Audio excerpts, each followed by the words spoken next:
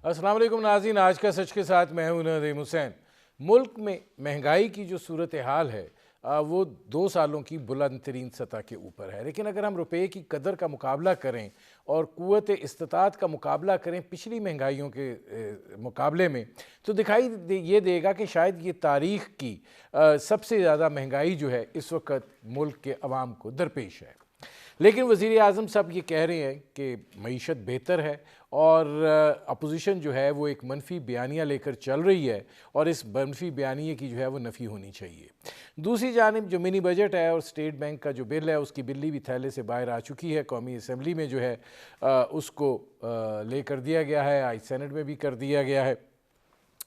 अब जाहिर है ये एक अमल से गुजरेगा और उसके बाद जो है ये फिर कानून बन जाएगा और इसके असरात जो हैं वो यकीनन पाकिस्तान की मईशत के ऊपर पड़ेंगे।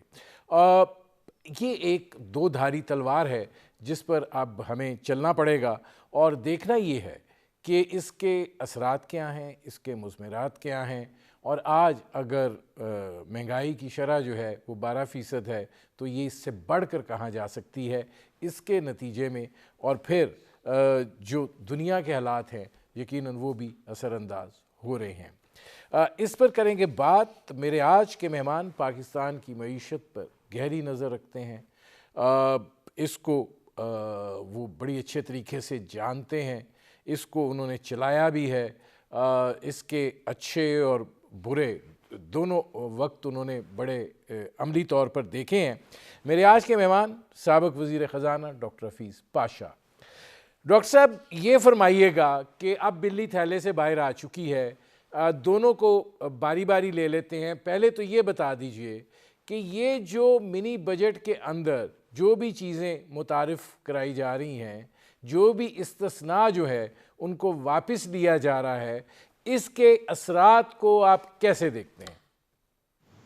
बिस्मिल्लाहिर्रहमानिर्रहीम।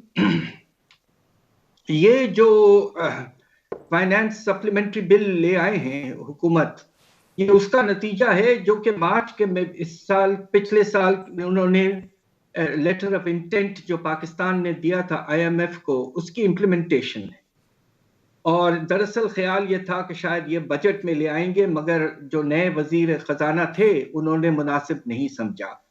अब जाकर जब नेगोशिएशंस हुए हैं तो मजबूरन अब पाकिस्तान को ये सेल्स टैक्स के निज़ाम में जो एग्जेम्पशंस हैं वो हटाने हैं और मुख्तलिफ शेड्यूल्स के तहत हमें आइटम्स को देखकर उनको निकालना है। बहुत से आइटम्स पे जो बिल आया है उसमें या तो एग्जेम्पशन हटाया जा रहा है या दूसरी तरफ जो रेट किसी आइटम पे 5% था या 10% था उसको बढ़ाकर 17% पे ले जा रहा है, इनका प्रोग्राम है। सवाल ये पैदा होता है कि क्या ये इस वक्त मुनासिब पॉलिसी थी? हमारा तो ख्याल ये है कि अगर आपको इस वक्त कोई रिफॉर्म लाना था तो आपको इनकम टैक्स में लाना चाहिए था। उसकी वजह यह है कि इस वक्त आप देखिए कि माशाल्लाह अमीर तबका पाकिस्तान का बड़ा खुशहाल है। गाड़ियों के सेल में 60 से 70% इजाफा, हमारे कंपनियों ने बड़े रिकॉर्ड प्रॉफिट बनाए हैं इस साल। तो वक्ती तौर पर हमें इस वक्त अगर रेवेन्यूज की जरूरत पड़ रही है तो इनकम टैक्स में ले आना चाहिए था। हमारा निजाम जो है वो बिल्कुल जिसे कहते हैं इनडायरेक्ट टैक्सेस की तरफ चले गया है, जिसका बुरा असर अवाम पे पड़ता है। अब आप ये देखिए, ये जो तकरीबन 150 से 200 आइटम पर लगाया गया है टैक्स, उसके क्या असरात होंगे? सबसे पहले तो मैं ये कहूं कि पता नहीं क्यों फोकस ज्यादा ज़री शोबे पे है और ज़री शोबे पे टैक्सेस काफी नाफिज किए जा रहे हैं।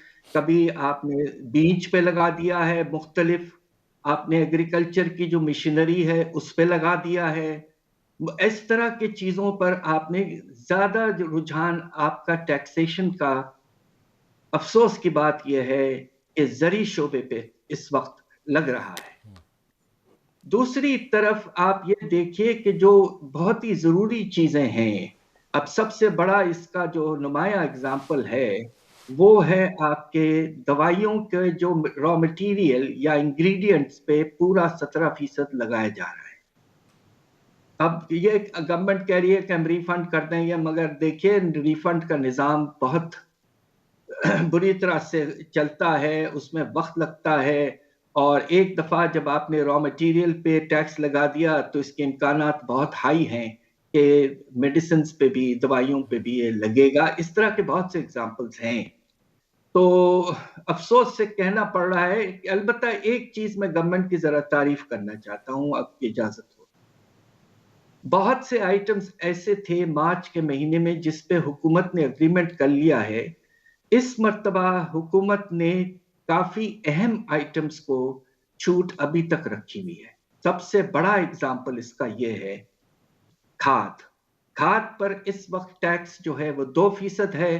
خیال یہ تھا کہ اس کو بھی بڑھا کر 17% پہ لے جائیں گے، مگر حکومت نے اس کو مناسب نہیں سمجھا، جو بہت ہی میں سمجھتا ہوں اچھی پالیسی ہے. دوسری طرف LNG LPG وغیرہ پہ ٹیکس لگانا تھا، بڑھانا تھا 10 سے 12 سے 17، وہ بھی نہیں کیا حکومت نے. تو کچھ کوشش کی ہے حکومت نے کہ افراط زر میں اتنی زیادہ اضافہ نہ ہو. اچھا، اس میں اب حفیظ پاشا صاحب یہ فرمائیے گا کہ ظاہر ہے یہ اقدامات تو اٹھائے جا رہے ہیں، پیٹرول کی قیمت بھی بڑھ رہی ہے، دنیا میں سستی ہو رہی ہے، ہم بڑھا رہے ہیں، بجلی کی قیمت بھی ہم بڑھا رہے ہیں، پھر یہ جو 17% سیلز ٹیکس کا نفاذ ہے، اس وقت افراط زر کی شرح جو ہے وہ 12% پر پہنچی ہوئی ہے. آپ شاید اس فگر سے آپ شاید متفق نہ ہوں. آپ کو کیا دکھائی دیتا ہے کہ آئندہ جو آنے والے 6 سے 8 مہینے یا 12 مہینے ہیں، افراط زر کی کیا حالات و واقعات ہوں گے؟ ان قریب خدا نخواستہ یہ خطرہ موجود ہے کہ افراط زر کی رفتار میں اور اضافہ ہو سکتا ہے. سینسٹیو پرائس انڈیکس جو اہم انڈیکس ہے، جس میں جو عام چیزیں ہوتی ہیں کھانے پینے کی، اس کی شرح تو 20% تک پہنچ گئی. تو خطرہ یہ ضرور موجود ہے کہ افراط زر میں اضافہ ہوتا رہے گا. اب بس اب یہ دیکھنا ہے کہ یہ کہاں تک پہنچتا ہے، 13-15% تک.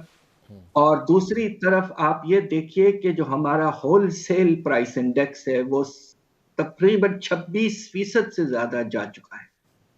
تو وقت آنے پر یہ جو ہول سیل کی قیمتیں ہیں وہ ریٹیل پرائس پہ پہنچتی ہیں تو وہاں بھی اضافہ ہوتا ہے. تو اس وقت یقیناً افراط زر میں اضافہ ہونے کا بہت سخت امکانات ہیں، اور بس ہم یہ دعا کر رہے ہیں کہ یہ حد سے زیادہ نہ بڑھ جائے. اب دوسری جو چیز ہے وہ اسٹیٹ بینک کی خود مختاری والا معاملہ ہے. ڈاکٹر صاحب، یہ بھی بڑا اس کے بارے میں بھی تحفظات اور خدشات کا اظہار کیا جا رہا ہے، لیکن آپ کی اس حوالے سے کیا رائے ہے؟ میرا خیال یہ ہے کہ ہم نے اسٹیٹ بینک آف پاکستان کو حد سے زیادہ خود مختار کرنے کی کوشش حکومت کر رہی ہے، یہ نامناسب. اسٹیٹ بینک آف پاکستان کا شیئر ہولڈر ایک ہی ہے اور وہ ہے حکومت پاکستان. اور اسٹیٹ بینک آف پاکستان کو مل جل کے دوسرے اداروں کے ساتھ ایک ایسے پالیسی کا بیلنس رکھنا چاہیے جس سے دونوں چیزیں مناسب طریقے سے آگے بڑھیں. افراط زر میں ہم اتنا زیادہ اضافہ نہ دیکھیں اور دوسری طرف شرح نمو میں زیادہ کمی نہ آئے. ایک بیلنس کی ضرورت ہے. ترقی پذیر ممالک میں یہ بہت اہم ہے کہ مانیٹری، فسکل، ٹریڈ پالیسی وغیرہ آپس میں مل جل کر ملک کو آگے لے جائیں.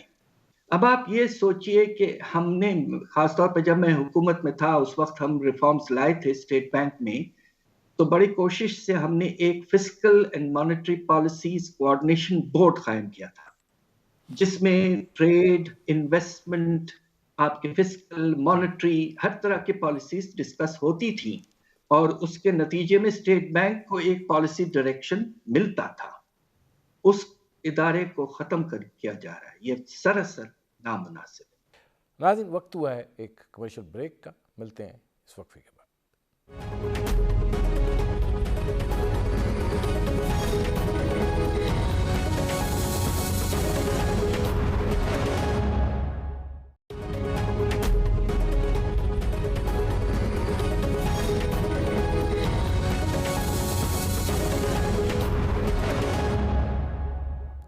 Welcome back. ڈاکٹر صاحب یہ فرمائیے گا کہ اگر یہ دونوں فیکٹرز جو ہیں ان کو جوڑ لیا جائے تو آپ جو ہے ظاہر ہے کہ اگلے جو 6 مہینے ہیں اس میں پاکستان کی اقتصادی صورتحال جو ہے اس کو کتنا ہیجان انگیز دیکھتے ہیں, کتنا ایک اس میں اپس اینڈ ڈاؤنز دیکھ رہے ہیں؟ سب سے اہم بات یہ ہے کہ اس وقت ہمارا جو تجارتی خسارہ ہے وہ اگلے مہینوں میں کس لیول پہ رہتا ہے. دسمبر میں کچھ اشارہ یہ مل رہا ہے کہ تھوڑی سی کمی آئی ہے, مگر ابھی بھی پچھلے سال جو ہے 2020 سے تقریباً 2 گنا. تو سوال یہ پیدا ہوتا ہے کہ اگر آپ اپنے تجارتی خسارہ کو کنٹرول میں نہیں لا پائیں تو نتیجہ یہ ہوگا کہ روپے پر پریشر رہے گا, مختلف چیزیں آپ کو کرنی پڑیں گی, آپ کو سر سود خدا نخواستہ اور بڑھانا پڑے گا, اور آپ کو مختلف ٹیکسز, آپ نے یہ جو سیلز ٹیکس کا بل لائے ہیں اس میں آپ نے کچھ امپورٹس پہ لگایا ہے. اب آپ یہ سوچئے, مجھے تو اتنا افسوس ہو رہا تھا میرے شاگردوں کے بارے میں سوچتے ہوئے کہ آپ نے پرسنل کمپیوٹرز پہ بھی پورا 17% ٹیکس لگا دیا ہے. پاکستان کو 21ویں سینچری میں جانا ہے, ہمیں 5th جنریشن کی طرف جانا ہے, اور آپ نے جا کے کمپیوٹرز پہ 17% لگا دیا, نامناسب. میرا خیال یہ ہے کہ اگلے 6 مہینے پریشان کن رہیں گے, اور اس کے نتیجے میں ہوگا یہ کہ آئی ایم ایف جو آپ کے ساتھ سختی کر رہا ہے, جون کا مہینہ جب آئے گا تو بجٹ جو ہمیں لانا پڑے گا خدا نخواستہ اس سے بھی زیادہ سخت ہوگا. اس لیے پاکستان ایک جسے کہتے ہیں نا آئی ایم ایف کے پنجے میں پھنس چکا ہے, اور بری طرح سے پھنسا ہوا ہے, اور ہماری حکومت میں یقیناً یہ صلاحیت اور طاقت نہیں ہے کہ وہ کسی طرح سے اس سے نکلیں اور ملک کو کسی اور طریقے سے چلانے کی کوشش کریں. ڈاکٹر صاحب آپ کیا سمجھتے ہیں, آپ کے خیال میں کیا ہم اتنے برے پھنس چکے ہیں کہ ہمارے پاس آپشن محدود ہو گئے ہیں, یا کوئی آپشن رہ نہیں گیا, یا آپ یہ سمجھتے ہیں کہ نہیں اگر ایک توانا ٹیم بن جائے تو اس صورتحال میں سے نکلا جا سکتا ہے, کیونکہ بیسیکلی تو اکنامکس مینجمنٹ کا نام ہے, اگر آپ مینج کر لیں چیزوں کو تو شاید آپ نکل سکتے ہیں یا نہیں؟ ہوا یہ ہے کہ پچھلے کچھ سالوں سے آپ کا جو باہر سے پیسوں کی ریکوائرمنٹ ہے, ڈالرز اگر آپ کہیں ریکوائرمنٹ ہے, وہ بہت تیزی سے بڑھتی جا رہی ہے, اس پہ قابو نہیں کیا گیا. اب پوزیشن یہ ہے کہ اس سال خدا نخواستہ آپ کا تجارتی خسارہ اور باہر کے لون جو آئے ہیں پاکستان, ان کی واپسی, یہ 2 ملا لیں تو 26 سے 28 ارب ڈالر کی آپ کو ضرورت ہے. پہلے 6 مہینے میں آپ 12 ارب ڈالر کھینچ کے لے آئے ہیں, سعودی عربیہ سے خاص طور پہ 3 ارب ڈالر, مگر ابھی بھی آپ کو تقریباً 14 سے 16 ارب ڈالر کی ضرورت ہے. اور پاکستان کی کریڈٹ ریٹنگ جو ہے وہ ذرا خراب ہوتی جا رہی ہے, تو حالات خراب اس لحاظ سے ہیں, مگر آپ کے پاس راستہ ہے, سوچ سمجھ کے آپ کو آگے بڑھنا ہے. اب آپ یہ دیکھیے کہ یہ جو آئی ایم ایف پروگرام 3 سال کے لیے تھا وہ سپٹمبر میں ختم ہو جائے گا. اس وقت ہماری حکومت کو یہ سوچنا پڑے گا کہ ہم واپس جائیں آئی ایم ایف کی طرف یا خود مختاری کی طرف آگے بڑھیں. یہ بہت اہم سوال ہے, اور اس کا جواب ابھی سے کوشش کرنا چاہیے. حکومت کی پلاننگ کریں کہ ہم سپٹمبر تک بالکل جسے کہتے ہیں آئی ایم ایف سے فارغ ہو جائیں اور اپنا راستہ ڈھونڈ لیں. ڈاکٹر صاحب اس سے پہلے کہ اس حوالے سے میں آپ سے سوال پوچھوں, یہ فرمائیے گا کہ یہ بات جو کہی جا رہی ہے کہ پاکستان جو ہے وہ ڈیفالٹ کے دھانے پر کھڑا ہے, ایک ٹائٹ روپ واکنگ ہے, آپ اس بارے میں کیا کہتے ہیں؟ دیکھیے پچھلے سال پچھلے سے پچھلا سال 2000 جو گزارا 20 کووڈ کے بعد, اللہ کے فضل سے پاکستان کا جو فائنینشیل پوزیشن تھی وہ بہتر یقیناً ہوئی تھی, اور ہمارے ریزروز ماشاءاللہ اتنے لیول پر پہنچ گئے تھے کہ وہ 3 مہینے کی امپورٹ جو ہے وہ ہم ان پیسوں سے کر سکتے تھے. یہ ایک سیف لیول سمجھا جاتا ہے. آج بھی ہمارے ریزروز اللہ کے فضل سے اس لیول پہ ہیں کہ ہم 3 مہینے کی امپورٹ کر سکتے ہیں. مگر پرابلم یہ ہے کہ قرضوں کی واپسی کی رفتار جو ہے وہ بہت تیزی سے بڑھ رہی ہے. 4 سال پہلے ہمیں مشکل سے $4 ارب دینے پڑتے تھے، اگلے سال $14 ارب واپس کریں. دوسری طرف اس سال ہوا یہ ہے کہ تجارتی خسارہ بہت بڑھ گیا جب انٹرنیشنل پرائسز میں بہت اضافہ ہوا ہے. اب یہ بس کوشش یہ ہونی چاہیے کہ کسی طرح سے تجارتی خسارہ کو کم کریں، جو نان ایسنشل آئٹمز ہیں ان کی امپورٹ کم کریں. سیلز ٹیکس میں جو انہوں نے کیا ہے کچھ کوشش یقیناً کی ہے. انہوں نے گاڑیوں پر سیلز ٹیکس بڑھا دیا ہے 850 سی سی کے اوپر والی گاڑیوں پر. دوسری طرف جو قیمتی موبائل فون ہیں ان پر پورا 17% ٹیکس لگا دیا ہے، اور جو قیمتی کھانے پینے کی چیزیں ہیں ان پر لگایا ہے. یہ سب مناسب اقدامات ہیں، اور کوشش اور ہونی چاہیے کہ کسی طرح سے تجارتی خسارہ کم ہو تاکہ ہمارے ریزروز جو ہیں وہ اس طرح اس لیول پر پہنچیں کہ ہم اپنے جو ریکوائرمنٹس ہیں، جو ضروریات ہیں ہمیں اپنی تجارت کو فائنینس کرنے کے اور قرضوں کی واپسی کے، وہ آہستہ آہستہ خود کفیل ہوتے جائیں. اور انشاءاللہ پاکستان ایک، میں سمجھتا ہوں، میں نے پاکستان کو 40 سال ریسرچ کی ہے، ایک ریزیلینٹ ملک ہے.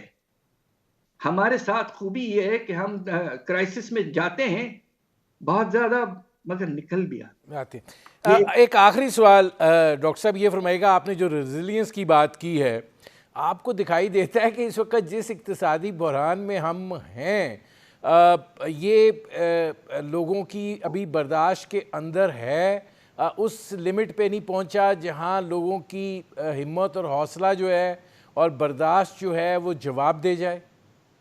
بہت جلدی ایسا ہو سکتا ہے. میری گزارش ایک پروفیسر کے طور پر جس نے زندگی گزاری ملک میں بچوں کو پڑھایا ہے، یہ وقت آ گیا ہے کہ جس طرح 2015-16 میں ماشاءاللہ پاکستان نے ٹیررزم کے خلاف ایک زبردست پولیٹیکل کنسنسس بنایا، ایک نیشنل ایکشن پلان بنایا، اور ضرب عضب وغیرہ سے ہماری آرمی نے بہترین کام کر کے ٹیررزم کو کم کیا.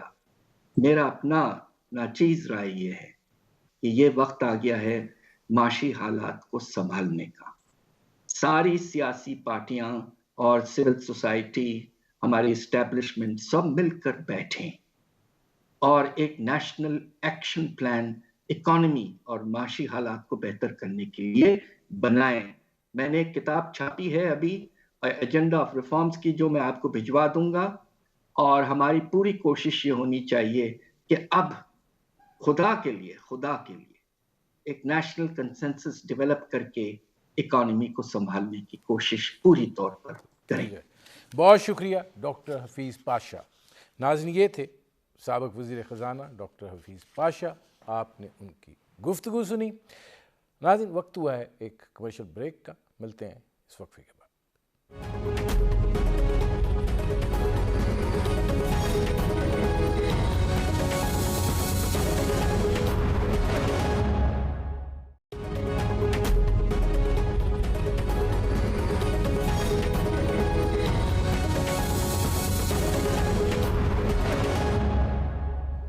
Welcome back. ناظرین، پاکستان میں کرونا کی 5ویں لہر کا آغاز ہو چکا ہے، اور اس حوالے سے NCOC جو ہے وہ خبردار کر رہا ہے. ظاہر ہے پاکستان میں اب کرونا کا جو نیکسٹ ویریئنٹ ہے اومیکرون، وہ بھی اب آ چکا ہے، اور ظاہر ہے اس کے پھیلاؤ میں بھی اضافہ ہو رہا ہے. خاص طور کے اوپر کراچی جو ہے وہاں پہ کرونا وائرس کی شرح جو ہے وہ 9% تک جا پہنچی ہے. اور اگر پورے ملک کا جو جائزہ NCOC دے رہا ہے اس کے مطابق تقریباً یہ شرح جو ہے وہ 1.5% پر جا چکی ہے، جبکہ ہم پچھلے 1-2 ماہ میں 1% سے بھی کم پر تھے اور ساری چیزیں جو ہیں اور سارا نظام جو ہے وہ معمول کے مطابق ہوتا چلا جا رہا تھا۔ اب یہ صورتحال جو ہے یہ کتنی تشویشناک ہے اور 5ویں لہر جو ہے وہ اپنے اندر پاکستان کے لیے کیا سموئے ہوئے ہے۔ اس کے اومیکرون وائرس کے بارے میں یہ بات کہی جا رہی ہے کہ جن لوگوں نے ویکسین کرائی ہوئی ہے ان کو بھی یہ ہو رہا ہے، لیکن اس کی تعداد جو ہے وہ کم ہے۔ اب ویکسینیشن کا عمل جو ہے ظاہر ہے اس کے حوالے سے NCOC جو ہے وہ سخت اقدامات تو اٹھا رہی ہے، لیکن اس کے اثرات کیا ہیں اور کتنا خطرناک ہے، اور ظاہر ہے کہ اس حوالے سے کیا احتیاطی تدابیر جو ہیں وہ اختیار کرنی چاہیے، اور کیا ویکسینیشن ہونے کے بعد بھی انسان کو محتاط رہنے کے لیے کن تدابیر کی طرف جانا پڑے گا۔ یہ وہ صورتحال ہے جس پر کریں گے بات۔ ہمارے ساتھ موجود ہیں ممتاز ماہر طب ڈاکٹر جاوید اکرام صاحب، وائس چانسلر ہیں یونیورسٹی آف ہیلتھ سائنسز کے۔ ڈاکٹر صاحب، پہلا تو آپ سے یہی ہے کہ ذرا یہ اومیکرون کے بارے میں وضاحت کیجئے اور بتائیے کہ یہ کتنا خطرناک ہے، جن کو ویکسینیشن ہو چکی ہے اگر ان کو ہو رہا ہے تو اس کے اثرات ان پر کتنے ہیں، اور جن پر ویکسینیشن جنہوں نے نہیں کرائی ہوئی ان کے حوالے سے کس قدر یہ تشویشناک ہے؟ بہت شکریہ ندیم صاحب۔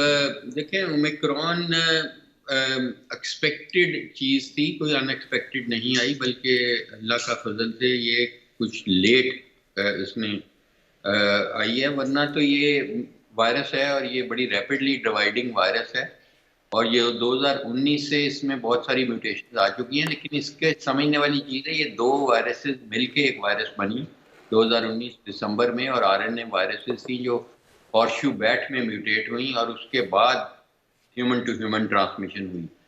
تو جو اس کی تاریخ ہے پچھلے 2 سال کی، اس میں اتنی زیادہ تعداد میں میوٹیشنز کٹھی کبھی نہیں آئیں کہ 50 میوٹیشنز آئی ہیں اس میں، جس کو ہم اومیکرون کے نام سے کہہ رہے ہیں۔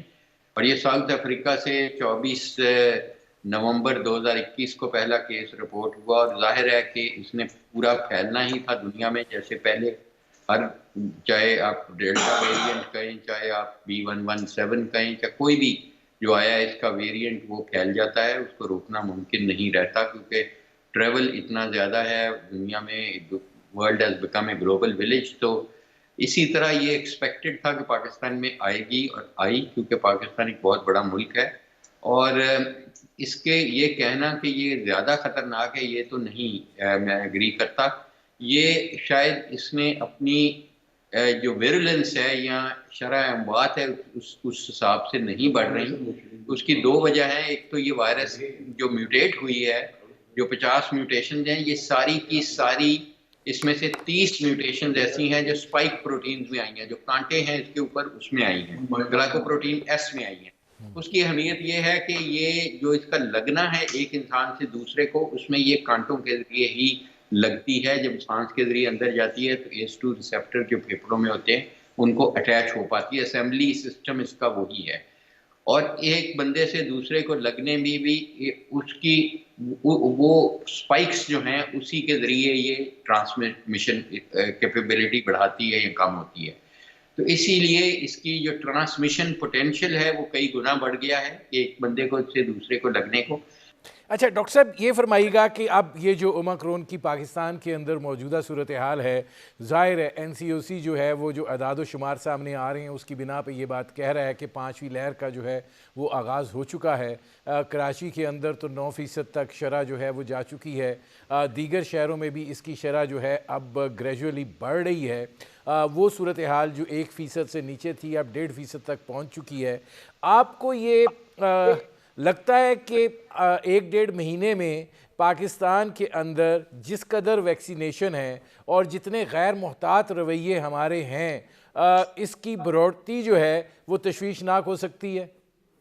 سر، یہ میں نے بہت دیر پہلے کافی تقریباً نومبر میں یہ کہہ دیا تھا کہ پاکستان میں حالات انفارچونیٹلی بہت خراب ہونے والے ہیں، اور وہ ابھی بھی میرا یہی موقف ہے کہ پاکستان بہت بڑا ملک ہے، 5واں بڑا ملک ہے، آگے تیسرا یہ بننے والا ہے، بیکاز ہماری پاپولیشن جو انکریز ہے وہ سب سے زیادہ ہو رہا ہے دنیا میں۔ تو ہم اور بڑے شہر بھی ہیں، اور ہمارے پاس ہیلتھ انفراسٹرکچر بھی اتنا زیادہ نہیں ہے کہ ہمیں بہت فخر ہو اس پہ. تو ظاہر ہے یہ سارا کچھ دیکھ کے اور اپنی پاپولیشن ڈینسٹی بھی دیکھ کے بڑے شہروں میں کراچی سر فہرست ہے، اور سب سے پہلے وہاں ہوگا، پھر حیدرآباد اور پھر لاہور. یہ ٹرکل ڈاؤن افیکٹ ہوگا. اور جو حالات ہیں کہ ہم نے اگر اس نے 4 سے 5 گنا اپنا لگاؤ بڑھا لیا ہے، ٹرانسمیشن پوٹینشیل بڑھا لیا ہے، اتنا ہمیں احتیاطی تدابیر بڑھانی تھی. ہم نے اس سے بہت زیادہ کم کرنی ہے جو پہلے بھی کرتے تھے. تو اس لیے یہ کوئی معجزہ ہی ہے کہ ہمیں بچا سکے، ورنہ یہ بڑھے گی اور بہت تیزی سے بڑھ گئی اور بڑھ رہی ہے. اور unfortunately it is going to be a wildfire unless کہ ہم بہت ہی زیادہ ایک دم کوئی ہمیں اللہ ہدایت دے دے کہ ہم ایز اے قوم یہ پینڈیمک فٹیگ سے نکل آئیں اور ہم واقعہ ہی احتیاطی تدابیر کو اپنی زندگی میں رکھیں اور ہم اپنی خواہشات کی قربانی دیں بجائے اس کے کہ جانوں کی قربانی دینی پڑے. ڈاکٹر صاحب، ایک تو وہ ذمہ داری ہے جو بحیثیت انسان ہم پہ عائد ہوتی ہے، جس کا آپ نے تذکرہ بھی کیا کہ جیسے نماز کے حوالے سے، شادی بیاہ کے حوالے سے، جلسے جلوس کے حوالے سے. ایک تو یہ وضاحت کیجئے کہ دیگر کیا اقدامات ہونے چاہیے، اور دوسرا حکومت کو بحیثیت ایک ماہر طب آپ اس وقت کیا ایڈوائز کریں گے؟ کیا ہمیں واپس جانا چاہیے اسمارٹ لاک ڈاؤن کی جانب، یا کہ یہ مزید پھیل نہ سکے؟ اور اگر یہ پھیل رہی ہے تو آپ اس کو شرح اموات پر کس طریقے سے دیکھیں گے؟ سر میں حکومت کو یہ ریکویسٹ کروں گا کہ وہ بہت اچھا کام کر رہی ہے اور مزید کرنا چاہیے، اور جتنے شہروں سے باہر گاؤں ہیں یا چھوٹے شہر ہیں ان میں فوری طور پہ ویکسینیشن کو انہانس کرے، ڈور ٹو ڈور کمپین ادھر کرے. بڑے شہروں میں ریزنیبل لیول پہ ہم نے کر دیا، اس کو کنٹینیو کرے، لیکن ساتھ چھوٹے شہر، گاؤں، دیہی علاقوں کو بھی ایڈریس کرے. اور اس کے ساتھ ساتھ اس وقت پابندی لگا دے 100 سے زیادہ افراد کی گیدرنگ پہ، چاہے وہ شادی کی ہے. اور دوسرا کہنے کو تو یہ ہے کہ ہم ویکسینیشن کے بغیر اندر نہیں جانے دیں گے، ہوٹل کے، ریسٹورنٹ کے، یا جہاز پہ نہیں، یا ٹرین پہ، لیکن کوئی چیک نہیں کرتا. دور سے کوئی دیکھ بھی لیتا ہے تو وہ نہیں چیک کرتا کہ یہ ویکسینیشن ہوئی ہے نہیں ہوئی ہے، کس کا کارڈ ہے. کوئی ایسا نہیں ہے فریم ورک. جب کوئی ٹکٹ بک کرائے تو اس وقت اپنا ویکسینیشن سرٹیفکیٹ اسی شناختی کارڈ کا دے، یا جب کوئی گیسٹ لسٹ انشور کرے جو ہوٹل میں جا رہے ہیں کہ ان لوگوں کا پہلے انہوں نے ویریفائی کر لیا ہے کہ ویکسینیشن ہوئی ہے، انہیں کو الاؤ کیا جائے. یہ امپلیمنٹ بالکل نہیں ہو رہا. کہنے کو ہے کہ اونلی باہر ایک چھوٹا سا بورڈ لگا ہوتا ہے اونلی فار ویکسینیٹڈ پیپل، لیکن کسی کا کوئی ادھر کیپیسٹی نہیں ہے کہ کوئی چیک کر سکے اس وقت لائنوں کو. تو اس لیے اس کو عملی جامہ پہنائے، اور شادیاں جو ہیں وہ ان کو کہے کہ جی آؤٹ ڈور ہوں گی، انڈور نہیں کہے، ویل وینٹیلیٹڈ ایریاز میں ہوں گی. تو پھر یہ اقدام کرے. اور پھر اگر اس سے بھی خاطر خواہ نہیں آ رہا تو پھر آپ کی جو بات ہے کہ اسمارٹ لاک ڈاؤن ان ایریاز میں، جیسے کراچی میں کچھ ایریاز ہیں، کرنگی اور یہ وہ ٹاؤنز ہیں جہاں پہ بہت زیادہ ٹرانسمیشن اس وقت ہو رہی ہے، ان پہ کرے. اور جلسے جلوس اور مذہبی جو ہیں اجتماعات ان کو منیمائز کیا جائے جا سکے. ڈاکٹر صاحب آخری سوال ہے، یہ فرما دیجئے کہ اگر آپ عوام کے لیے تجویز کریں کہ ظاہر ہے اس وائرس سے بچنے کے لیے جو جسمانی مدافعتی نظام ہے اس کو مضبوط کرنے کے لیے آپ کیا ایڈوائز کریں گے؟ سر میں یہ ایڈوائز کروں گا کہ اگر ان کا وزن زیادہ ہے تو وزن کم کریں، کیونکہ موٹوں کو زیادہ افیکٹ کرتی ہے. اگر وہ سگریٹ پیتے ہیں تو سگریٹ کے ساتھ موٹیلٹی تقریباً 2 سے 3 گنا بڑھ جاتی ہے. خدارہ اس کو اس وجہ سے بھی اور بھی بڑی وجوہاتیں ختم کریں. اگر ان کو شوگر ہے، بلڈ پریشر ہے، تو اس کا فوری طور پہ ادراک کریں کہ اس کو کنٹرول میں رکھیں. اگر ان کو ہارٹ کی بیماری ہے تو دوائیات ریگولرلی لیں، اپنے معالج سے رابطہ کریں. اور اس کے بعد اگر ان کو وائٹامن ڈی چیک کرا سکیں تو وائٹامن ڈی کرا لیں. اگر وہ نہیں کرانا چاہتے کیونکہ مہنگا ٹیسٹ ہے، 3-4 ہزار روپیہ لگتا ہے، تو وہ وائٹامن ڈی کسی بھی کمپنی کی 10,000 یونٹ والا ایک گولی روز لیتے رہیں یا ایک کیپسول. تو اس سے بہت حد تک ان کی یہ بچاؤ ہوگا. اور کہیں بھی پر ہجوم شادیوں پہ لفافہ بھیج دیں، خود نہ جائیں، ان کی مہربانی ہوگی. اگر جانا ہے تو ماسک پہن کے جائیں، بس سلامی دے کے واپس آ جائیں، کھانے والی جگہ پہ نہ جائیں، کیونکہ وہاں ماسک کسی پہننا ممکن ہی نہیں ہے کھانے کے ساتھ. اور میں سمجھتا ہوں کہ اسی طرح ان نیسیسری ریسٹورنٹس کا رخ نہ کریں. میرے پروگرام کا وقت ختم ہو رہا ہے. بہت شکریہ ڈاکٹر جاوید اکرام صاحب. ناظرین، آپ نے ہمارے پینل کے شرکاء کی گفتگو سنی. اب تک کے لیے اتنا ہی. اجازت دیجیے. اللہ حافظ.